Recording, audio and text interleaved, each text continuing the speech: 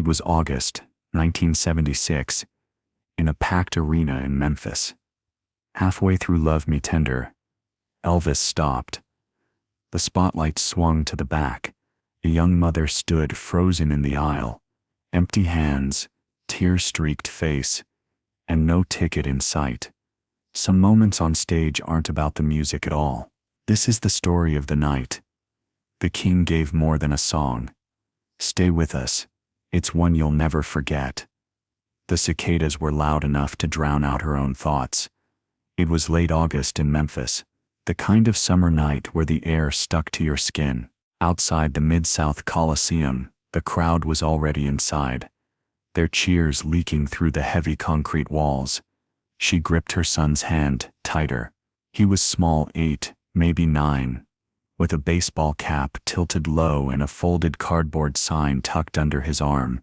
She had no ticket. She never had the money for one, but she'd brought him here anyway, hoping for a miracle. Vendors worked the sidewalk, their voices competing with scalpers who called out numbers she couldn't even think about paying. The scent of popcorn and fried dough hung heavy in the humid air. Every now and then, the faint thud of a bass drum rattled through the walls, a reminder that the show had already started. A couple passed by, glancing over their shoulders at her. She caught the whisper, "That's the lady without tickets." She looked down, ashamed, but kept walking toward the glass doors. Inside, security guards stood like statues, eyes scanning the small crowd still milling outside. She walked up to the will call window, her voice low but steady. "Please, just 2 seats. Anything." The clerk didn't even need to check. He shook his head slowly, like he'd said this too many times before. She swallowed hard, turned to leave, and tried to hide the disappointment from her son. That's when she noticed an usher watching them. He wasn't just glancing, he was studying them. He had a radio in one hand, his thumb hovering over the button. He leaned into it, speaking low enough that she couldn't make out the words. Her son tugged at her hand. "Mama, what's happening?" The usher's eyes lingered on them for a moment longer. Then the faint crackle of the radio came back, this time clear enough to hear. "He says bring them in." The usher didn't walk them toward the ticket lines. He waved them to a side door. The mother hesitated. She wasn't sure if this was real or if they were about to be turned away again. But the usher just smiled, motioning for them to follow. The corridor was dim, lit by buzzing fluorescent tubes that flickered every few seconds. The smell hit first: popcorn, floor polish, and something metallic, maybe from the cables running along the wall. Their footsteps echoed against the cinder block as they walked deeper inside. She glanced at her son, who was craning his neck, trying to peek around each corner. Somewhere ahead, the muffled roar of the crowd swelled and broke like waves. The closer they got, the warmer the air became, carrying with it the sharp scent of sweat and cologne. They emerged into the side wing of the arena, close enough to see the edge of the stage. But instead of leading them into the stands, the usher unfolded 2 plain metal chairs, just feet from the front row, and motioned for them to sit.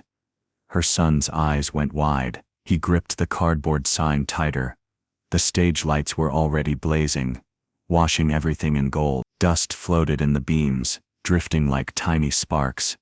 The amplifiers hummed, and a faint hiss came from the mic stands.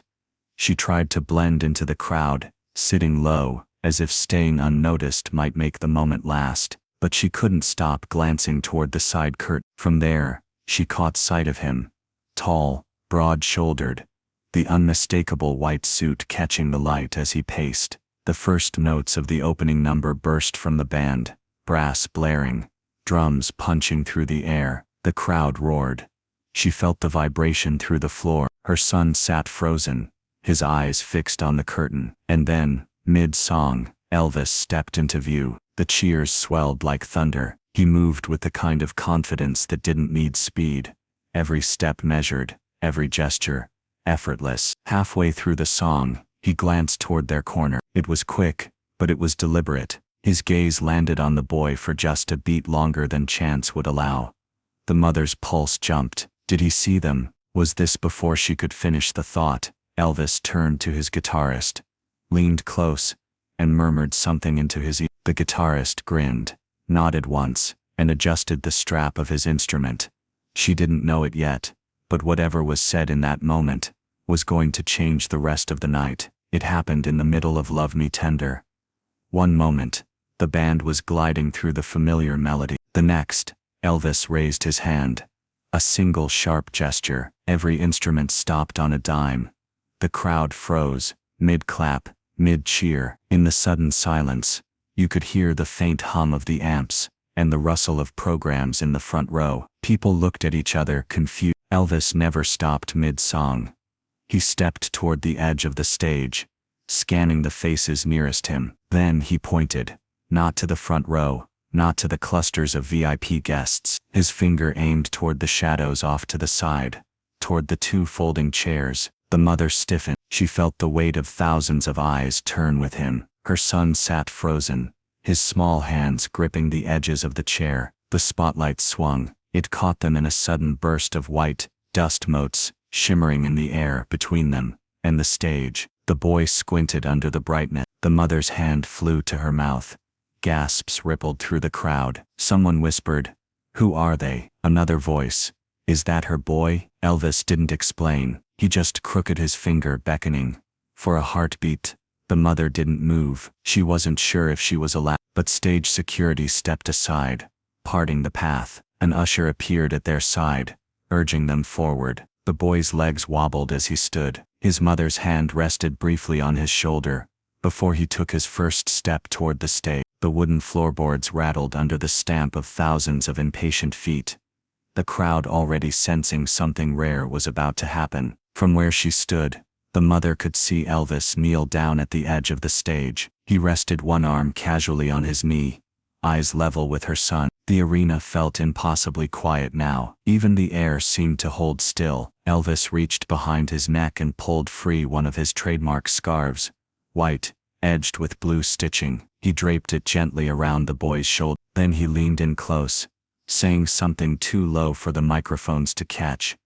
The boy nodded once. The mother didn't know the words yet, but in that moment, she could tell whatever was about to happen next wasn't part of the show they came to see. The boy's sneakers left the ground and landed on the stage with a soft thud. Elvis stood, resting a hand on his shoulder. The lights caught the white scarf now draped over the boy's chest, making it glow against his small frame. Elvis stepped to the microphone, his voice low and clear. "This one's for your mama." A murmur rippled through the crowd. Some clapped, some gasped, others leaned forward in their seats. The band leader gave a small nod, and the music began. Not the pounding rock and roll the crowd came for, but something slower, soft. The first chords of Love Me Tender rang out again, this time stripped bare. Elvis didn't just sing. He aimed every word toward the woman still standing in the aisle, her hands pressed to her face. Her son swayed beside him, shifting his weight from one foot to the other, stealing glances at Elvis, like he couldn't quite believe he was real. Camera flashes popped from the darkened stands, freezing the moment into tiny bursts of light. The crowd was quieter now, leaning in, holding on to each note. At the end of the first verse, Elvis dropped into a lower register, his voice brushing against the edges of the mic. He reached down with his free hand and gave the boy's shoulder a light squeeze. Midway through the song, Elvis turned slightly, lowering the mic toward the boy. "Sing with me," he said, just loud enough for it to carry. The boy's eyes widened. He hesitated for half a beat, then nodded. Elvis adjusted the mic stand, lowering it until it was level with the boy's mouth. The band played on, the bass humming steady under their feet. When the last line came, they sang it together. The boy's voice was small, unsure at first, but it blended with Elvis's deep tone in a way that silenced even the loudest sections of the crowd. It wasn't perfect. The boy's timing wavered, and his voice cracked once, but in that arena, it felt flawless. As the final chord rang out, Elvis kept his hand on the boy's shoulder and turned back toward the mother. "Ladies and gentlemen," he said, gesturing toward them, this is why we sing." The applause came in a wave, cheers, whistles, people on their feet. Elvis leaned down once more, speaking quietly to the boy. Then in one fluid motion, he reached into the inside pocket of his jacket. His hand emerged, holding something small and white. He pressed it into the boy's palm, curling the fingers around it, as if passing along a secret. The boy looked down, but Elvis shook his head. Not yet. He gave the boy a gentle pat, and guided him toward the stairs at the side of the stage. The mother stepped forward to meet him, still wiping tears from her cheeks. When they reached each other, the boy opened his hand. It wasn't just a folded piece of paper, it was an envelope. Her fingers brushed over it. She could feel something stiff inside, but before she could tear it open, the roar of the crowd swelled again, as Elvis turned back to the mic, launching into the next song without missing a beat. She looked down at the envelope, then up at the stage, her heart racing. Whatever was inside, she knew it wasn't just a souvenir. Her fingers trembled as she tore the flap. Inside was a single folded note and 2 glossy cards. She pulled the note out first, in clean, looping handwriting. It read, "Front row is yours whenever you want, Elvis." The cards were season passes, thick, embossed, with the Mid-South Coliseum logo printed in gold. For a moment, she just stared at them, unsure if she was dreaming. Around her, the music swelled as Elvis moved into "Can't Help Falling in Love," but the song felt far away, like it was playing in another room. The boy leaned in, his grin so wide it nearly reached his ears. "Mama, we can come back?" She nodded, still unable to find words. The nearest fans had noticed. Gasps and murmurs spread through the front rows. An older woman in a sequined blouse reached over the railing and touched her arm. "Honey, you keep those safe," she said with a warm smile. The mother held the passes against her chest, as if afraid someone might take them. The scarf around the boy's neck shifted slightly with every breath he took, still carrying the faint scent of Elvis's cologne.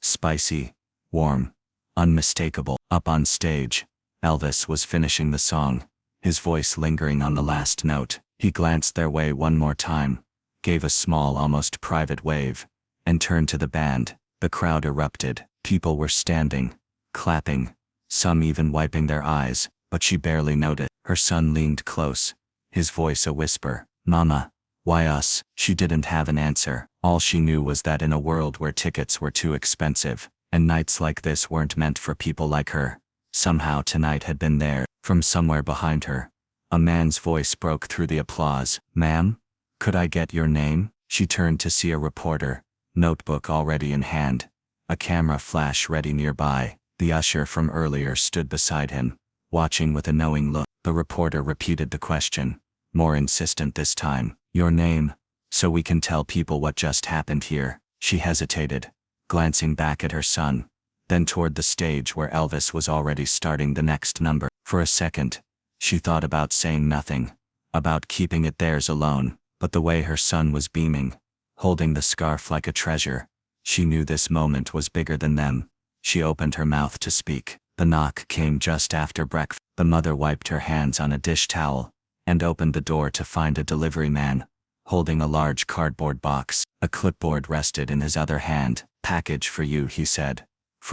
He glanced at the label, eyes widening. "Elvis Presley." Her son appeared at her side instantly, barefoot on the cool kitchen tile. Together, they dragged the box inside. It wasn't heavy, but it felt important, like whatever was inside shouldn't be rushed. The tape split under her finger. She folded back the flaps, and the smell hit first. Fresh wood and varnish, the scent of something brand new. Inside, nestled in crumpled brown paper, was a child-sized acoustic guitar. A deep sunburst finish gleamed under the kitchen light, the strings catching silver flashes as they shifted. She lifted it carefully, almost reverently, and set it on the table. Taped to the neck was an envelope. Her heart picked up. Inside was a note, written in the same looping hand as the one from the concert. "You'll always have music. Keep playing, Elvis." Her breath caught. She covered her mouth with one hand, blinking back tears. The boy reached for the guitar, his fingers brushing over the smooth wood. He strummed a chord awkward, a little buzzy, but the sound filled the small kitchen like sunlight. He laughed at the noise it made. She pulled him into a hug, her cheek against the scarf still draped around his neck. It still carried the faint scent of that night. By the afternoon the story had spread. Neighbors stopped by, each one wanting to see the guitar for themselves. Some brought coffee, others just stood in the doorway, shaking their heads in disbelief. The guitar passed from hand to hand. Someone tuned it. Someone else tried a few clumsy bars of Love Me Tender. The boy watched every movement, soaking it. One man, a retired musician from down the street, set the guitar gently back in the boy's lap. "Son, this isn't just wood and strings," he said. "It's a promise. Don't waste it." The boy nodded, his small hands tightening around the neck of the guitar. That evening, when the house had quieted, the mother sat at the table with a cup of tea gone cold. She thought about the past week, the folding chairs in the shadows, the spotlight, the scarf, the season passes, and now she didn't know why Elvis had chosen them out of everyone in that arena, but she knew one thing. In a single week he'd given her son something far greater than a ticket or a seat in the front row. He'd given him a story that would last a lifetime. If this story touched you, share it with someone who believes kindness can stop a room, and tell us what's the most generous thing you've ever witnessed.